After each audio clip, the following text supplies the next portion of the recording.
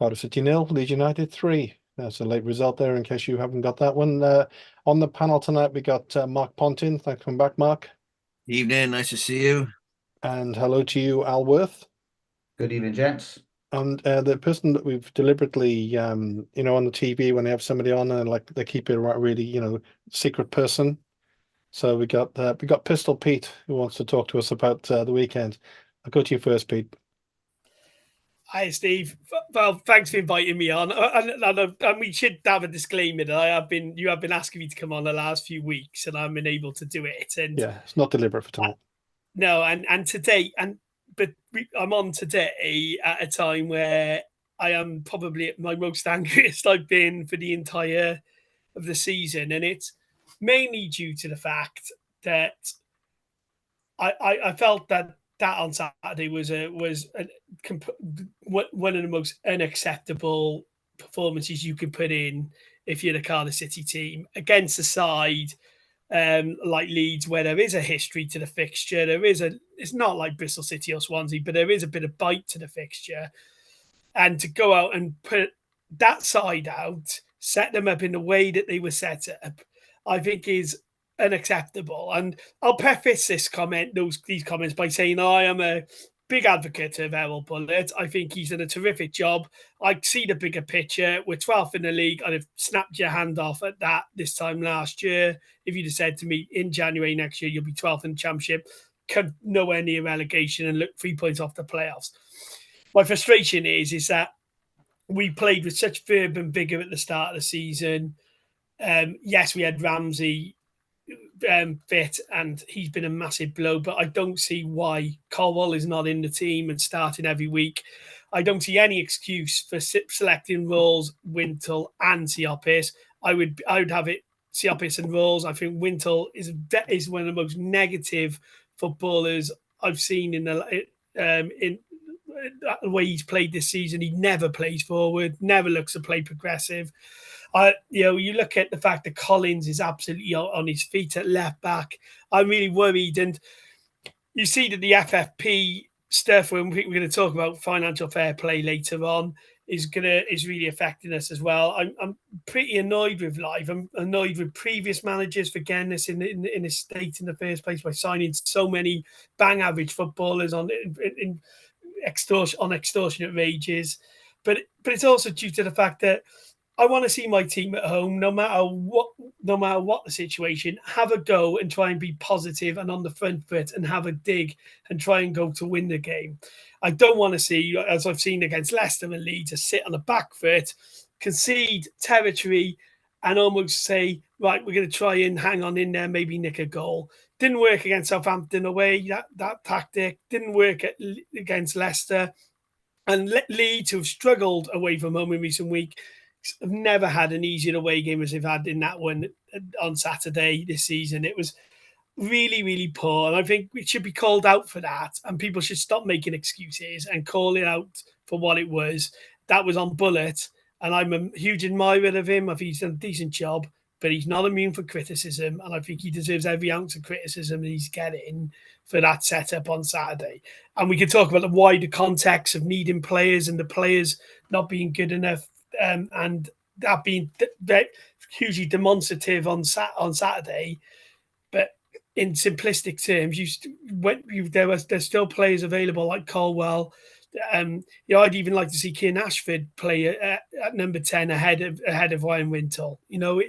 It's not that simply isn't acceptable what happened Saturday, and I think it should be called out. So rant over, Steve.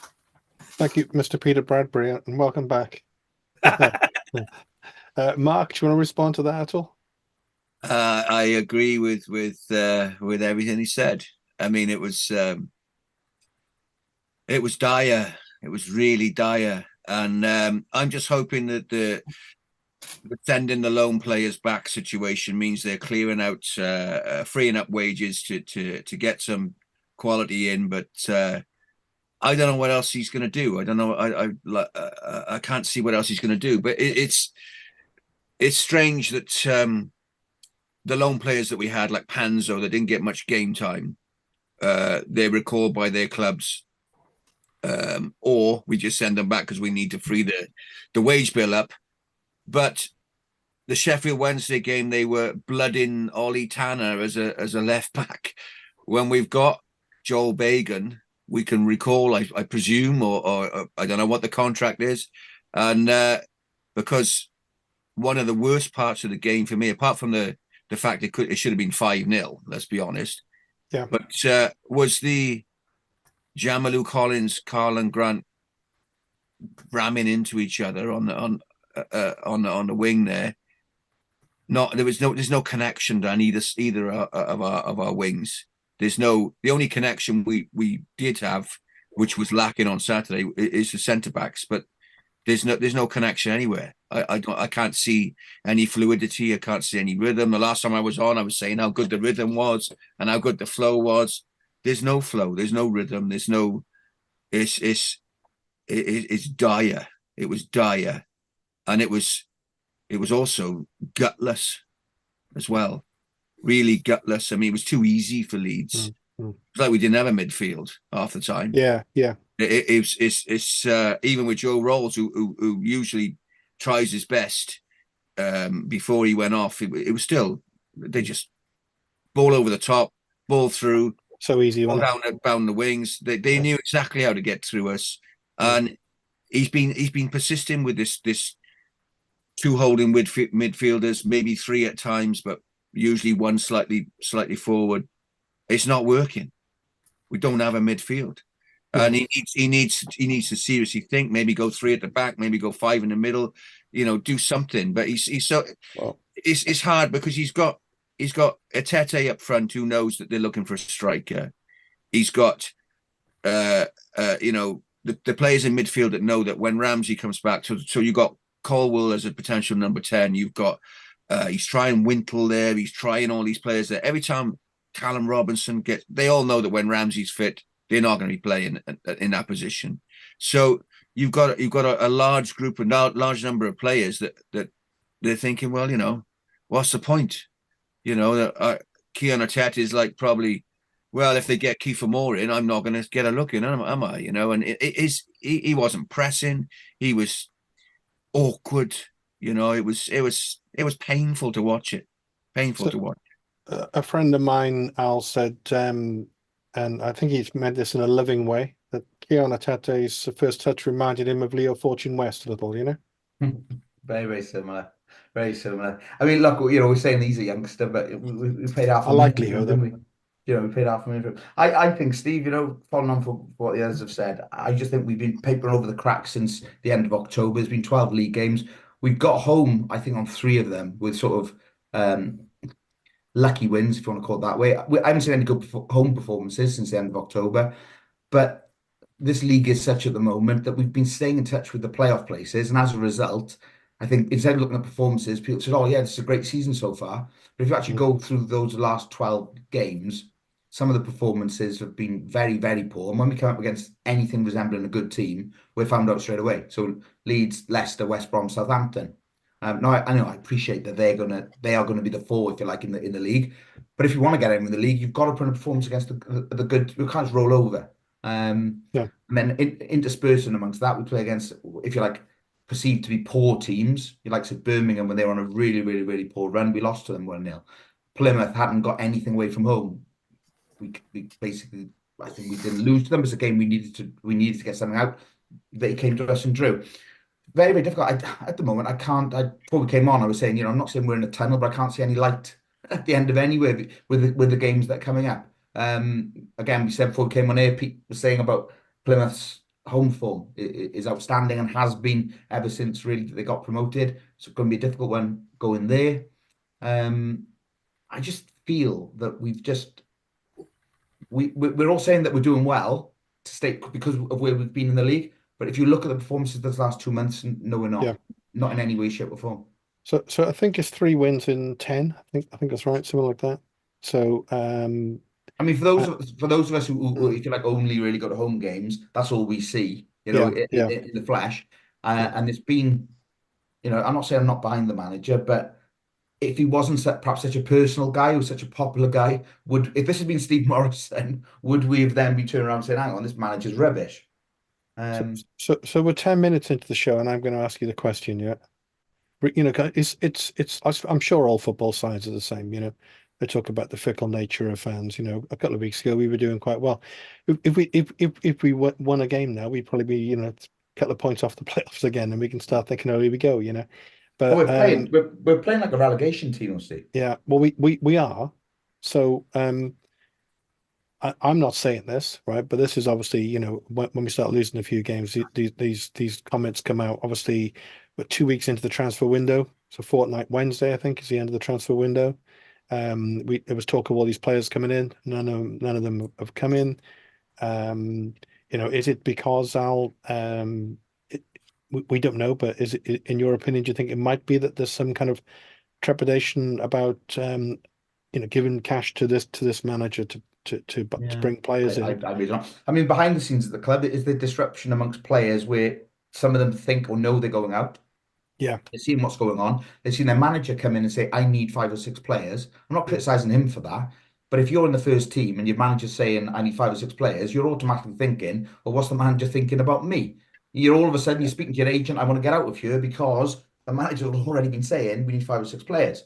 I just wonder, is there that, you know, it's human nature, isn't it? If you think someone's coming in for your job, you're going to be a little bit unsettled. Yeah. I know that's experience. Yes. I mean, when we were talking before the show as well, Mark said half of this comment. He didn't quite finish it, but the implication was, you know, do we back him? I suppose, do we back him or do we sack him? I'm not saying let's sack our Bullet, right? But there, you know, there's been a lot of social media talk, and so I have to use this line, Al, because I'm so pleased I came up with this line today. I'm going to ask you first. Does Bullet get the bullet? Oh no, definitely not.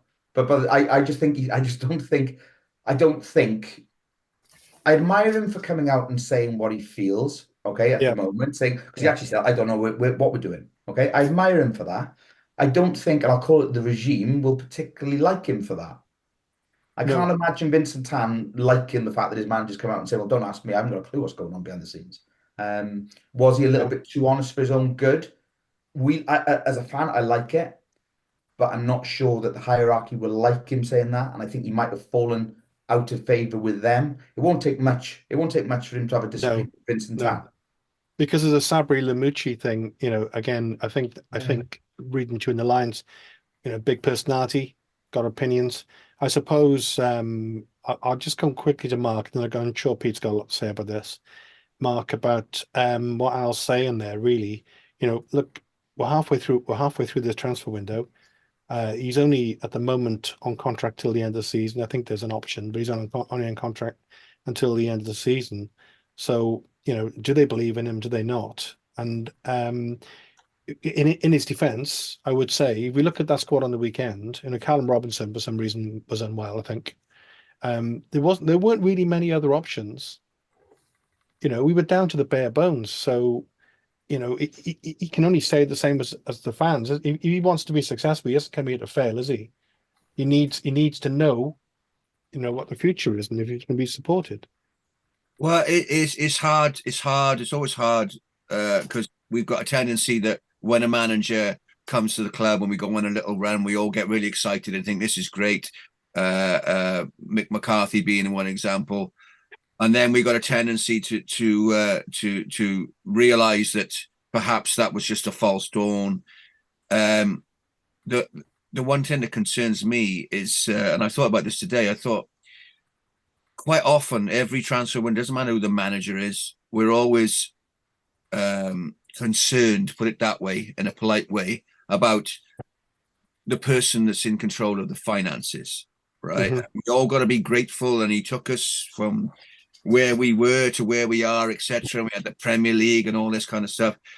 But we're all always uncertain about what's going on. And one thing that I picked up strongly from the after-match interview with Bullet was he was uncertain as well. And I don't like the disconnect there. I don't know. Apparently this season, Dalman is supposed to be more involved in the transfers, etc. And you think there'd be more of a connection with the Turkish thing. But Bullet went from I don't know what's happening with my contract to this weekend. I'm just going to do my best now to the end of the season, and I'll work with what I've got if I don't get any players in. And then why is he saying that? It's obviously he doesn't know either. And when you look at on a positive, you look at the loans being sent back to their clubs. It could be a positive that they're clearing off the wage bill, or it could be just because those clubs are like, well, these players aren't getting enough playing time. We need to send them somewhere else. You look at the Kiefer Moore situation. Bournemouth are not going to sell him until right at the end of the window, because if Chelsea or someone comes in for Solanke, they're going to keep Kiefer Moore, aren't they? So can we afford to wait to the last, week of the window, last few days? It's all this uncertainty all the time, and it all goes back to, again. I mean, I watch the Wrexham show like you probably do as well, and there's a lot of connection there between the owners of the club and the fans, etc. And I know it's all a bit Hollywood, it's all a bit glitzy. But there's zero connection between the hierarchy and us, and it creates a lot of suspicion. And it's I hate to say it. I mean, if you go back before Tan got involved, we were starting to progress.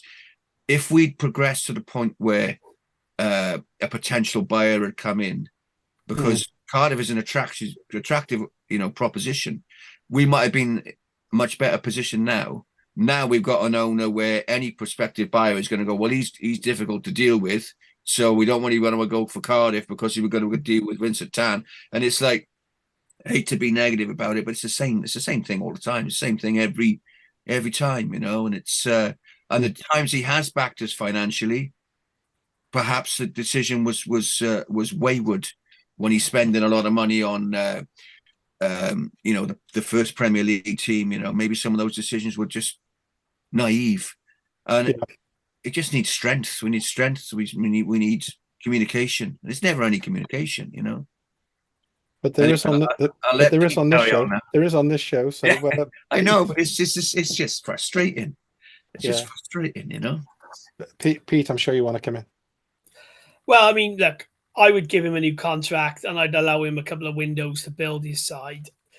For all the need of a striker, and I get it. I look at, we've had to watch Ugbo and Atete, who aren't there yet. Ugbo particularly, I think, was a woeful player. Yes, he scored a few goals at the start of the season, but I think Sheffield Wednesday are welcome to him. Meite works extremely hard, but he's clearly a winger and not a striker. Yeah. And as frustrated as we are with the need of a striker, we are desperate. I mean, really desperate for someone who can play deep in midfield, who can take the ball under pressure from pressing midfielders and play forward.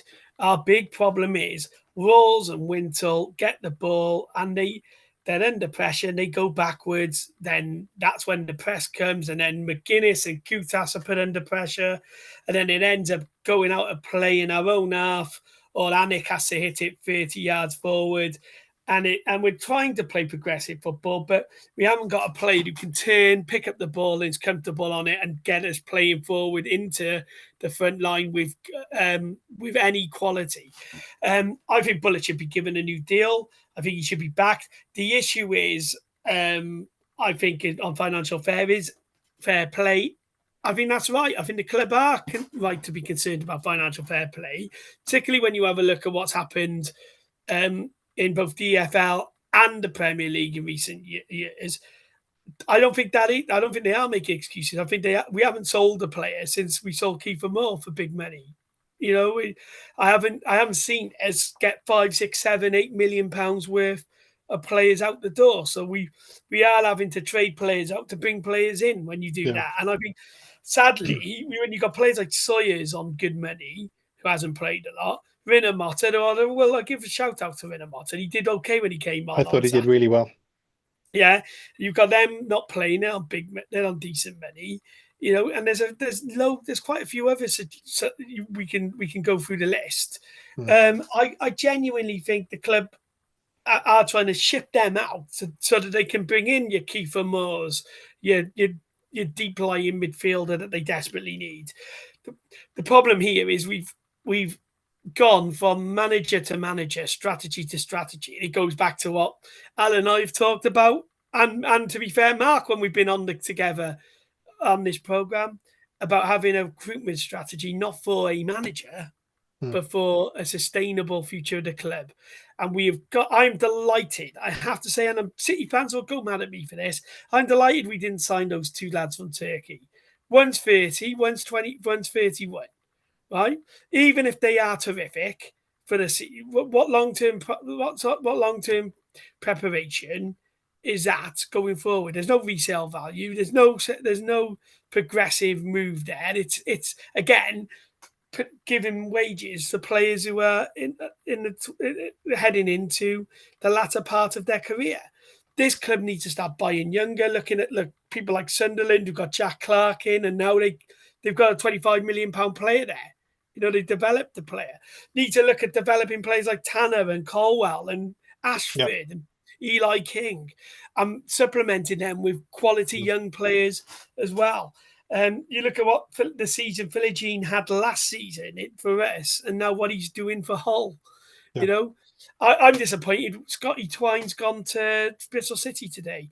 But what I will say, Steve, in a bit of optimism, I think the club today getting the former Panathinaikos and Shakhtar scout in Andrei Fedchenkov, that wouldn't have happened without Bullet saying we need a scout who knows a continent. And I think that says that Bullet is likely to be here to stay. But Mark was spot on what he said earlier on. Some of these players are just not capable of doing what Ivo Bullet wants them to do. But Bullet has to start playing players like Colwell and because he can do what he wants him to do. And every time Colwell has played this season, he's looked really good. He looks comfortable on the ball. Yeah. And I do not understand the reticence in playing him. And I'm sick of people saying he doesn't press and he doesn't defend properly. I don't care if he doesn't defend properly. He's an attacking player. And I want him to create things in the final third of the pitch. And I'm sick of our fans talking about what a talented young players can't do rather than highlighting what they can. And I think for me, he cannot start that side again this season. Those three in midfield cannot start. And as Mark is right, there are a lack of options. There's a dearth of options. But Colwell could have played on Saturday and should have played on Saturday. And I have to say, I don't know what Alan Mark thinks. I'd be tempted to throw his brother in centre midfield as well, because I've seen enough of Rawls and Wintle to know what they can and can't do. I wouldn't mind seeing what one of the youngsters could do in that position and see if they can add a bit of energy. Because Siopis, we have dragged him down to our level because he is not playing anywhere near what his capability, because we saw what he was capable of when he was playing with Ramsey at the start of the season. Yeah. Oh, that is a really good point, Al, isn't it? Steve, we've had lots of comments coming in. Yeah, go for them. People. Yeah, I was going to say people take the time to make them. Starting really, there's a couple of the tie-in following on from what Pete's just said. Martin Davis, who was on with us last week from Premier Bluebirds. Do you think the announcement of a lead scout is an indicator that Bullet is likely to sign a new contract? You have to assume that Bullet has endorsed his appointment. Well, that follows on from what Pete said a moment ago. Similarly, then Steve Wiggins was also on with us. It was a cast of thousands last week, wasn't it? Really? Yeah, it was great actually. Steve Wiggins played Grant as a centre forward, Colwell in behind, and Joel Colwell in midfield. Yeah. Let's start playing football, please. Bullet isn't the man for me. Get on the blower to Steve Cooper. I think Steve Cooper needs the money at the moment. Who said that? Sorry, Steve Wiggins. He's gone on to say. Sorry, there's quite a few come in. Yeah, there are. Bullet called the players out on Saturday, but he picked the team and the tactics and the team as well. Steve Thomas Steve's made the first comment, I think, a little bit in defence of the team. We took 7 points from 4 games over Christmas and the New Year. We are poised in a good position if we get the players in to push on. Let's see where we are in 2 weeks. Nathan Butler, ever the realist, said people's expectations are too high. It's a limited squad and we're just doing so. Steve, can I come in on those two last points? Because Butler's a really good friend of mine and he's spot on.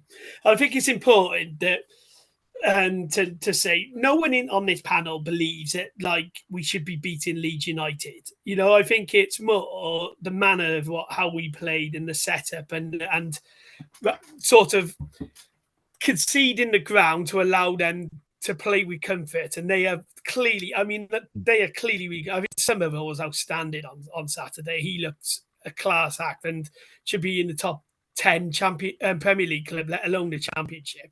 I think our point is that it was sort of the lack of effort, desire, and sort of will to try and make a tackle and get hold and try and make it difficult for Leeds that has frustrated us all. As I said, you offered me this position at the start of the season, I'd have bit your hands off, and I think this is realistically 12th, between 8th and 12th, where we should be with this squad of players, because we did, and we did have a good Christmas. That is a good point. I just think we got to be more positive at home. And Nigel Harris put something up on Twitter, and I don't know if you all saw it, about, I think Bullet's suffering a little bit on our recent home form because it's been dire at home for so many seasons now. We're just desperate for our team at home to make the Cardiff City Stadium a hard place to go again. And we thought we were getting that at the start of the season. And it's gone the other way. And it's very much like last season, where teams come and we roll out the welcome mat and we seem to lie down. I mean, our Leeds fans had a fantastic day out, didn't they? The Leeds fans, it was just Christmas came again. Yeah, exactly. And I just want it's maybe because we've been brought up, all of us have been brought up on Ninian Park and how difficult a place that was to go for any team. Yeah. That's all I want my team to be like at home. I want us to play quality front foot football, but in the main, I want us to be really hard to beat at home. Well, and we're not hard to beat at home at the minute. No, I mean, that first goal was criminal, really. I'm going to go back to Al, to probably more comments coming in. But I was speaking to somebody today, Al, just to lead you into this. And I know he played football with Surly. He's played football with Damon. And I said to him today, imagine, Jason Perry and Damon Searle, how they would have greeted those Leeds players in the first few minutes of that game. They would have known they would have known they were in a match. The first goal, it was almost like, oh, do you mind we just go past and score one just to settle the nerves? No, crack on, help yourself. It couldn't have been more easy. It was embarrassing. I just can't work out how things have gone so wrong, if that makes any sense. That team that we saw on Saturday, it looked nothing like a team that we'd seen a couple of months before Christmas. Use words heart and desire and so on. We just stood off and just allowed them, like you say, we just stood off and just allowed them to play. I'm hoping he's going to stick a rocket up their backsides, and there's not going to be a repeat of it. Because they need to show something more. Like Pete said earlier about the history behind the game. Again, who knows? Who knows if they know? I've got no idea if anyone's ever told them. I've always said before, no one in the club knows anything about the club. It's the fans who know about it. The people working there haven't got a bloody clue. They've been there a tomato season, haven't they? Really? Oh, it's Leeds United. There we go. Where are they from? Oh, don't worry about them. They used to be in the Premier. They used to be in the Premier League. Oh, great. Okay, they must be really good players. Let's stand off them. Not. We used to be their hoodoo team, and they never used to get anything out of it. It's an interesting one that we've spoken about. A few more comments coming in. Nigel has said that in response to Nathan Butler's comment, I think most fans are realistic. I'm happy with the top half of mid-table, but let's see some decent football to watch. The last 2.5 months have been unbelievably poor and disjointed and relegation form. That's my concern at the moment, is that we don't get out of this and we just turtle down. They're saying that the table's tight. Well, the table's tight that you can be right down at the bottom before you know it. You've got to be really careful as far as that's concerned. Steve Wiggins, again, in response to Nathan, not expecting champagne football, just effort, desire, and shots on the opposition goal. I suppose that's not too much to ask, is it really? A couple of shots here and there. I think that brings us right up to date there. Hang on. Nigel said another one. We have a 27,000 crowd. Sit back, allowing Leeds to play their game without any attempt to disrupt them. It felt like a training match, and us a lower division team. That's a really important point, that, Al, isn't it? I mean, that's the one point we made off air, is that, it's taken a lot to get the South Wales public back engaged with Cardiff City since COVID. Yeah. The average attendances are up by 3,000 odd this season. I think it's about 21,000. And we've had good gates against Swansea, decent gate against Bristol City, 26,000 against Leeds, and 25 against Leicester. And if you're a casual fan, you watch that on Saturday, are you coming back? No. Which is what I said before. You know, I'd spoken to people who actually said, I can't believe you watch that every week. You know, the numbers of people who were leaving before the end, it was, sometimes you can judge it, can't you? If they've just gone for a little day out, a little bit of a jolly, and they don't go down there normally, but I can understand after an hour, they're just like, oh, you know, I'd prefer to be somewhere else rather than watching this. You've got to be, I suppose, a little bit of a diehard to put up with the rubbish that sometimes is served for us. It is disappointing, and it seems to me there's always been Cardiff City. As soon as we start doing enough to get bums on seats, we always mess up the next game, and that seems to be in our history, doesn't it? Really. So Mark, and I'm sure you'll have something to say about that. Just to take you down a different angle, there's a couple of things I wanted to ask you about. I'll ask you about both, actually. Firstly, with Panzo, you know, I can't remember, he had, I think it was Coventry City he was on loan at last season. They made the playoff, you know, final. You know, he's a quality player.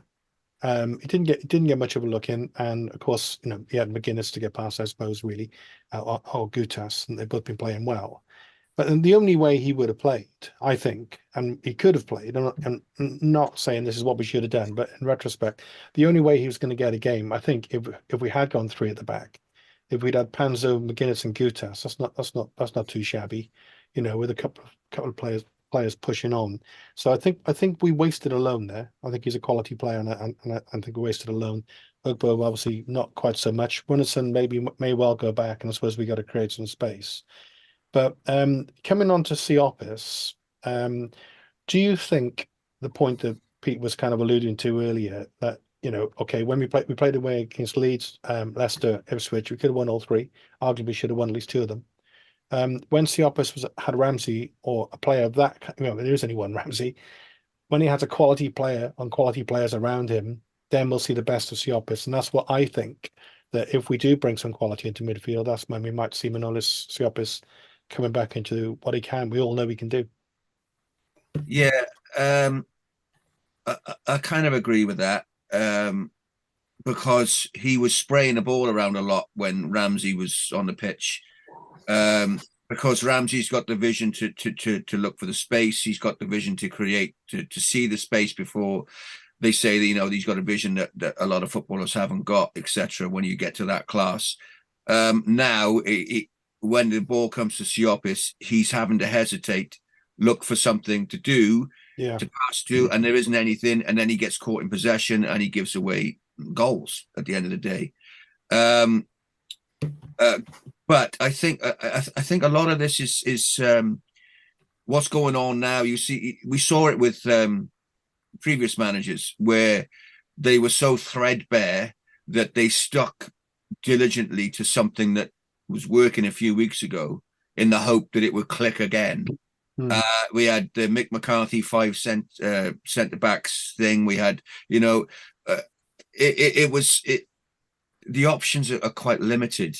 So, but he seems to be afraid to change that little midfield 3 or 2. Yeah, he seems to be sticking with that, and every single team now knows what's the way we're going to line up. They know what's going to happen. They know that we are vulnerable. They know where we're vulnerable. They can see now Collins is getting tired, etc., etc. And it's the worry is that, yes, Panzo's gone back because perhaps we were free in the wage bill, but more than likely he's gone back because he wasn't getting game time. So now we have to get another centre back. Yeah, because there's no. We signed a Japanese one, but we can't play him. I know, but we said, yeah, but they sent him straight out to the bottom of the table Belgian team. We've sent Panzo back. We're going to need another centre back cover. Yeah. We're going to send Runnison back. Do we need another goalkeeper cover? So the loans we're freeing up, we're going to have to bring perhaps loans in to cover. And then what do we do then? You know, what do we do then? But who knows? To be positive, we might be surprised in the next 2 weeks, and we might have Kiefer Moore. We might have a quality midfield player. Who knows? You know, it's. I think that Bullet is being restricted tactically, but also naive tactically. When he was first in charge, he was making small tweaks here and there during a game that had large impacts. Now he seems to have lost his ideas. He can't make that impact anymore. He just throws the same old subs on in the hope that they might have a creative spark that will change something, rather than tweaking it here and there, you know. And he seems to have lost his spark himself a little as well, you know. And maybe it's the uncertainty of his tenure, maybe. And like I said, it's the communication. He's feeling uncertain. Kion Atete is feeling uncertain. The midfield is feeling uncertain. You know, it goes on and on and on and on. It's just there's no communication. Nobody knows what's going on. The interesting thing is we have made a signing this week. We have signed a player, but in true Cardiff City fashion, we signed a player who's unable to play for us because of his work permit requirements. So he's had to go on loan to Belgium, our club in Belgium, our sister club in Belgium. And he looks actually quite good. He looks like a left-footed looks like a lovely player, And you're like, actually, you know, he could have probably done a job at left back or fill on that role you're talking about, Steve. But I can agree more on Panzo. I think it's unfortunate that we signed a top quality championship player in a position where we got two top quality championship players. I don't think anybody thinks I think I would disagree that McGuinness, Goutas, and Ng in three of that back four are probably some of the best players in the division in those positions. They're being the reason why we're conceding goals because teams are pressing high against our midfield and the midfield, yeah, and it's exposing us completely. So, but we've got one game left in January. It's Saturday. I'd like to see a body come in and get it, and you know, so that we can get a boost for that Plymouth game. Just a body, or no? I would like to see I'd like to see a quality player. You know, a quality player come in. You know, someone where we can say, right, there's some movement there.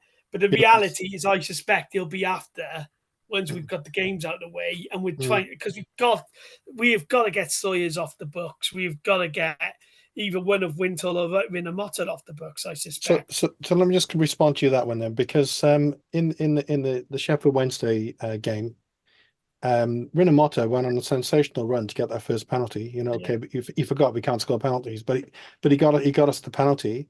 I thought he made a massive difference when he came in on the weekend. He's not a world beater. He gets stuck in. He wins the ball, shows a bit of battle. He can pass forward as well as, you know, sideways. I think Panzo was a waste of a loan, and I think Rinamotta, if we don't see him again, I think we've wasted somebody who'd make. I think we've underused him. You know, I think he has something to offer. He's a better option than Wintle, isn't he? And he's certainly a better offer, in my opinion, certainly a better option than Sawyers, because at least with Rinamotta, he's got a bit of hustle and bustle about him and a bit of pace. I think that's a couple of shot window performances by him, though. You know, he knows he's going, and if you know you're going, you're going to put it about a bit, aren't you? But he hasn't played for Munsell, has he? Just that, you know, when did he last play? You know, at any level. In case someone comes in, have we got more coming in? Steve Thomas again. I'm concerned at how we played into Leeds' hands on Saturday. We seemed set up to let Bamford in over and over again. Did we do any research? Let's hope someone has watched Plymouth before Saturday. I think the Philip we need really as a fan base, and social media's got a lot to do with everything, hasn't it? And I think very often our mood can be dictated by what we're reading. But I think if Kiefer Moore was signed, I think it was almost like all would be forgiven just for the moment. I'm not saying, if we go to what Pete's saying about older players, you know, he's not going to be the future of the club. But I think to just give the supporters something, I think Kiefer Moore would be that person. Whether or not, again, we can afford him, you know, the rumblings coming out. You know, are they playing a little game with us? You know, Mark said earlier, you know, it's going to be right at the end of the transfer window to get him. Are they pushing out for as much money as they can? Is Tan saying, well, you know, I'm not going to pay you any more than, I've heard 1.5 million mentioned. I'd make an exception on what I've said for Kiefer Moore. it's more in midfield. I think we need younger legs in our midfield. Is what I believe. Going back then to the Belgian issue, and we've the first time this is like phoning bingo, isn't it? We've now got the Japanese lad. So the Japanese lad's gone to Belgium. I had to get it in. Sorry, Steve. Every week. Joel Bagan's over there. Notwithstanding, he's not with our feeder club, or call it what you will. It puzzles me with the problems that we've had at left back and left back cover. How Joe Bagan's over there. I really don't understand it. Can only think that Bullock doesn't fancy him for whatever reason. But it's funny though, isn't it? You say that, Al, because it seems to be, because talking about bingo, we had a bingo of managers, didn't we? We had our cartel of managers flying in and out, and then they all didn't fancy certain players. It's almost like when you come in, to a club, you're told by the coaching staff, "Well, these guys are no good." La la la la la. So I suppose it's like a bit of a gossip thing which goes on there, because I do think Andy Rinomhota, I think he would have had something to offer. Some of the games we've played, we that kind of approach. Don't you wish we had Isaac Davis as an option as well? Absolutely. I said it last time. Different. I'd have them both back. I have Isaac Davis and then I have Joel Bagan. I think Isaac Davis, old expression, but it's fresh legs, isn't it? When you've got perhaps an aging centre half and you send him on with quarter of an hour to go, they're not going to want him running at them. And I think that's what he was. They call it an impact player, I suppose. But having him run at someone who's been playing for 80 minutes, 75 minutes, you're not going to want it. So I'm disappointed, really. And saying that the youngsters are the lifeblood of the club, and Pete earlier mentioned the Colwell, for example, or the two Colwells, and bringing those in. You'd like some perhaps Kieran Evans. I'm not so sure sending out kids like that, but then putting old legs on the bench is the best way to do it. I'd much prefer to have those youngsters around the club, seeing what the club's all about, rather than sending them all out. And I can't imagine, if we're going down the FFP route, I can't imagine the players like Davis and Bagan. Honestly, I go watching. And the boys going out on loan, they're not going to affect FFP. It's the older legs on the bench who are going to be the problem. And why do we bother? Panzo would have been a problem in terms of FFP. The goalkeeper from Arsenal, definitely a problem. He'll go somewhere else. It'll be in the Championship top level, and I bet he'll do extremely well. It's just the circumstances. Someone's decided upon that approach, though, haven't they? Someone's decided on the approach. Let all these youngsters out. Eli King now is the second time, isn't it? Gone back to Ross County, and of course Marky isn't even there. I can't understand the mentality. You look at Garnacho at Man United. Was he 19, 18, 19? Started playing 16, 17, top class football. And you can go on and on and on and on about top teams. Yes, that those players have got an extra skill level than perhaps our players, but we get a youngster, and the instinct is the old-fashioned. Oh, he's got to go out on loan for a couple of years, and he's got to get. And you look at when Kieran Evans was playing pre-season, he looked really sharp. Yeah. You go back to Eli King when he played against Liverpool, he looked really great. Or everything I read about Eli King is that he's been great for Morecambe. And why not give him someone who's got a drive and to succeed, a youthful, energy? Give him a go in the centre there, and plus, Joel Colwell, plus Ashford, plus, there's a lot of players there that we just seem to think, well, they're not quite ready yet, so we'll send them away and you look at the top teams, they tend to not do that so much. If they got their really skillful players that will enhance their team, they play them even if they are young. And I don't think we've always, and the fan base is largely to blame for that as well, I have to say. We've always wanted the club to bring players in and be progressive in the transfer market. I speak a lot to James McCarthy, Steve, who used to be the academy head at Cardiff City, because he's now managing the other biggest football club in the city, Cairo Ely Football Club. He's the assistant, he's the first team coach there, along with Big Dean Wheeler, the manager. And I tell you, I love watching them. It's football, it's purist. Can I just say, it's not the Cairo Ely phoning. That's all I'm going to say to you.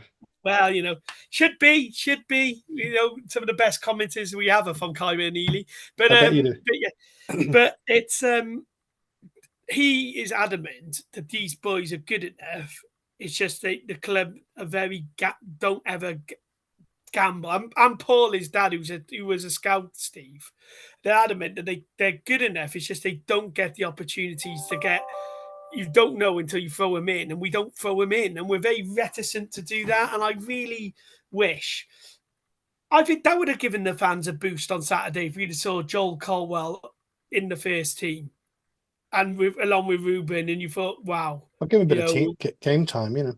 Yeah, or Keane, because I thought Keane Ashford. You talked about the Sheffield Wednesday game. I did watch the highlights. I went to watch Aladdin that evening, and then I came back home and watched the highlights. Well, you know, yeah, similar experience. Well, with the kids, and but I watched the highlights, and I spoke to my oldest Oshan about it, and Keane Ashford, although he missed a great chance, how good was his movement to get into that position? I agree. It's got something about him. And I just thought he looks so. You know, when you see something, you think he looks like he could be a player. And if we're having problems and these pros aren't performing in the advanced end of the pitch, like having a kid who's got a bit of freedom and to express himself can help. I also think we've overcoached Tanner by the looks. At the start of the season, Tanner was trying to run at players and beat players. Now he's checking inside and he's passing back. And, you know, sometimes you just got to say to these younger players who are raw, go out and express yourself. And I do wish Bullet and others would do that. But we're reaping what we sow. I said at the time, and Al did. I'll give Al complete credit for this as well. We were not convinced about Steve Morrison's transfer window. A couple in the summer, the 18 players in, and if you look at it, 3/4 of them have been an utter disaster.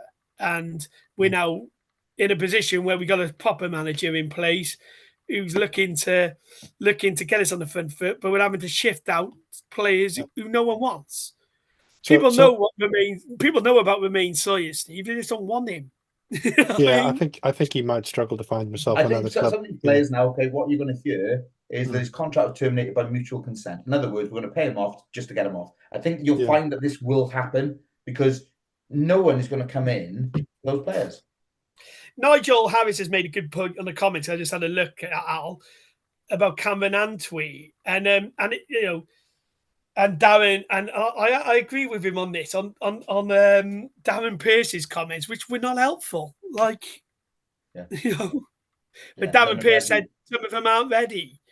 Like, that strikes me as Darren protecting his under-21s team rather than actually allowing these boys a pathway. It's a difficult one. You know, again, I go back to sort of, you know, the professional man, Darren Pearce. He's uprooted himself to move here just for the under-21s job. He's moved into the area. He's bought a house. He's come down. So he wants that team to be doing well, doesn't he? He's going to be protecting his interests. He's not going to be turning around to his missus and saying, "I've just been sacked. No, I know I've dragged you down to this part of the world, but let's go back now." So I can get it to some degree. But really, he should be bigging up his players, shouldn't he? He should be saying, "I've done such a fantastic job. I think they're now ready for." Antwi looks quality. Yeah. I mean, you don't know until you throw him in,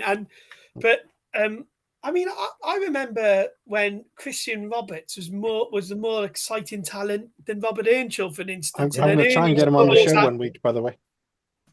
Christian? Yeah. Oh, he's a terrific lad now. He did the Kyrili Juniors Award ceremony last year. Yeah. He stayed with every kid. Do you remember that goal in the name when he scored the goal and he jumped on the fence? Remember that? Yeah, I do. On his debut, he scored against Barnet, didn't he? Yeah. And but he was the excited talent. And the point that I was saying is Earnshaw was deemed to be too small by Frank Burrow, sent him to Morton and stuff. He scores an overhead kick, and then suddenly he's away and he scores 100 goals for the club.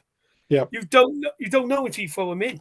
No. Well, let me bring Mark in on that one because I got a couple of things I was going to get to, but obviously there's been loads to talk about tonight. So, Mark, I just think, you know, you talked earlier at the beginning. You said about the how did you put it now? The disconnection between the club and its fan base, and I think they are moving in the right direction. I honestly do. I think Cardiff City are moving in the right direction because, like Al said last week, we had a great panel, and they're doing all kinds of things. You know, they are trying to rectify that. But a simple thing they could do.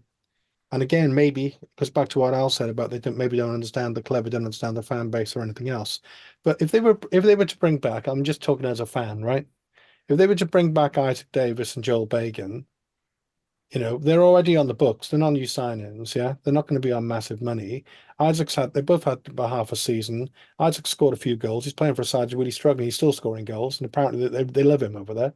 Joel Bagan, you know, we might just need a little bit of backup at left back. If we did that, you know, okay, in Joel Bagan's case, he's not quite one of our own, you know what I mean? By getting behind the local lads, I think fans would really get behind that. It'd be like a really easy thing to do, don't you think? I agree. I just to pick up on the disconnect thing. What I meant more was the disconnect between the hierarchy and the management. Okay. Rather than the club, because I can see that there's things, you know, the club is trying harder on a PR kind of front, but it's the uncertainty all the time. Every transfer when we're uncertain, and it's like there's this silence, and then all of a sudden something happens. But it's actually unsettling the manager. The manager doesn't know what's going on. I thought when Bullock came in, he was refreshing with the media. I thought he was very professional, very forceful, but not overly, and he had a good banter, and etc. Now he's starting to look a little bit desperate. You know, I need the players. We need 6 players. It was like 3 or 4. Now it's that's the most honest statement he's made, though, Mark, isn't it? Yeah. But that wouldn't have gone down well with Tan, because he's right. But he is right. But what I sense from him is he has no clue really what's going to happen, and there's this disconnect. Or, you know, apparently there's this team working behind the scenes, and they're doing this and they're doing that, but in the meantime, I'm seeing the same patterns as that's gone on for the last few seasons, where a manager is trying to make do with the players he's got, and he runs out of ideas. We get found out, we start slipping down the league, you know. With the young players, one of the most heartwarming pictures I saw was young Ruben Colwell and young Isaac Davis supporting Cardiff City, you know, and if you put those players on the pitch, they're going to do their best for the badge that they can. They're not playing for their futures as far as other clubs. They're playing for Cardiff City. They support Cardiff City, so they're going to try 100% within their talent that they can every game, and the same as Joel Cole will do as well. And having come up through the ranks with Joel Bagan and Eli King, those young kids have played together. You know, they're at least gonna put a shift in as within their abilities. And I think also lift the spirit of the fans. Well, if we see Isaac Davis come on, get behind him against Leeds and start running up, get stuck into him. Yeah. I mean, Colwell tried his. Colwell was the most creative when he came on, but there was nothing for him to create towards. He had to find the final product himself. You know, there was no movement for him to start things out. There was so yes, his final product lacked a little bit.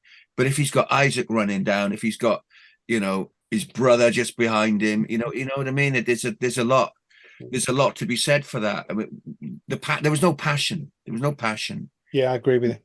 Yeah. And it was a group of players that like Pete said, perhaps Ollie Tan has been overcoached.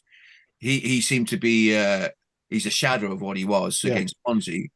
Yeah, he's an attacker. You know, he's an attacker, and I think he's just being asked to do something that he just doesn't do. He's someone that wants to run with the ball. Yeah. Looked like he had a couple of little flashes. Yeah, but it was almost he had a shot. He was scared to run with the ball, you know. Yeah. And I remember Joel Bagan running with the ball, you know. And when Jamilu Collins first started playing, he would run with the ball. And it seems we're far too negative in our approach to especially to the bigger sides in division. Yeah, you know, we don't want to lose 6-0, so let's keep everything. You know, settle for 3 and attack them, go at them. You know what I mean?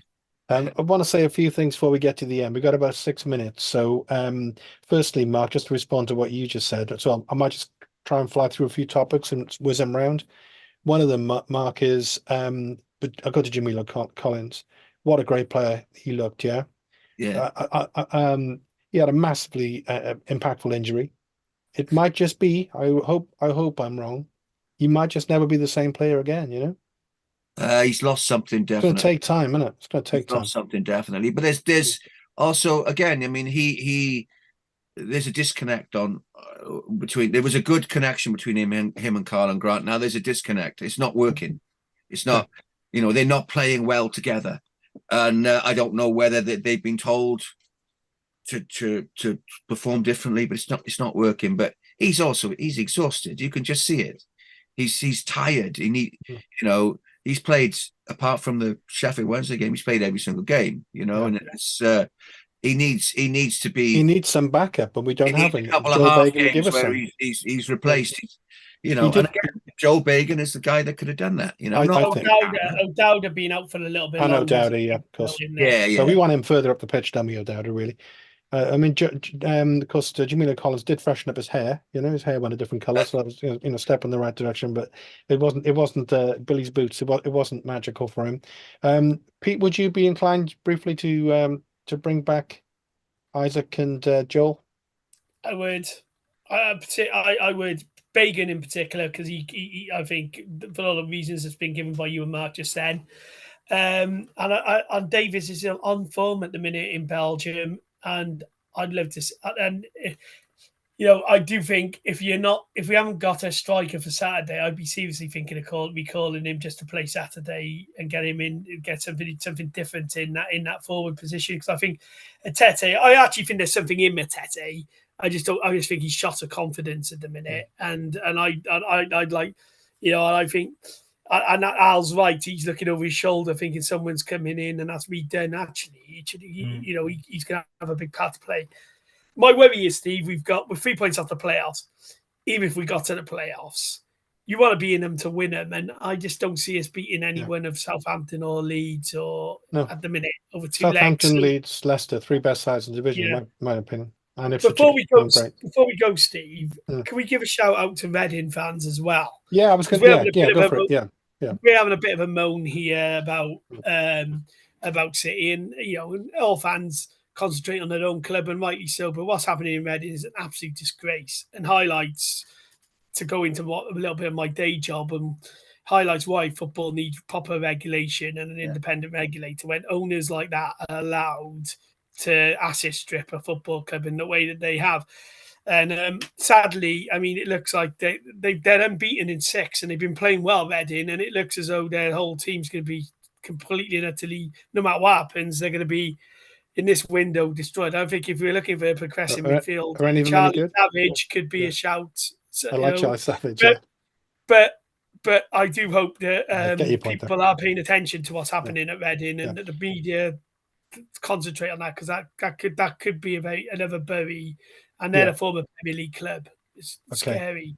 I mean, and the point you make is a good one, because Al was probably not, I don't know if there was something on, I think it might have been on Radio 5 today. They were talking about it was really nice that the Port Vale fans would travel to the game, and they was just they totally understood, the position, which was good. Of course, you've got Forest and Everton thing as well today. The FFP again, so important, isn't it? Yeah, massively. Al. Yeah. Al, do you want to talk? Did you want to respond to that at all about how we could be in a much worse position? How important it is we stay on our feet financially? Yeah, and I think there's a lot of rubbish that goes on, and I think, but at the end of the day, we're football fans, and I've got more in common. I've said this a dozen times. I've more in common with someone who supports Reading, than just someone who lives down the road who might be a Welsh rugby fan. I'm well said. Fan. Or support Man United or Liverpool or something. Apart from Man United and Liverpool, and we could do FFP on a whole new show, couldn't we? Really, it's just interesting to see there that they protected the clubs higher up on the Premier League, and the lower ones down to dry. But that's a whole new topic. Very, very quick comment about Bagan and Isaac Davis. I think if we got them back, I think both of them would have a massive point to prove to the club and to the fans, and I think we'd see 2 excellent players coming back into the throat, to be honest with you.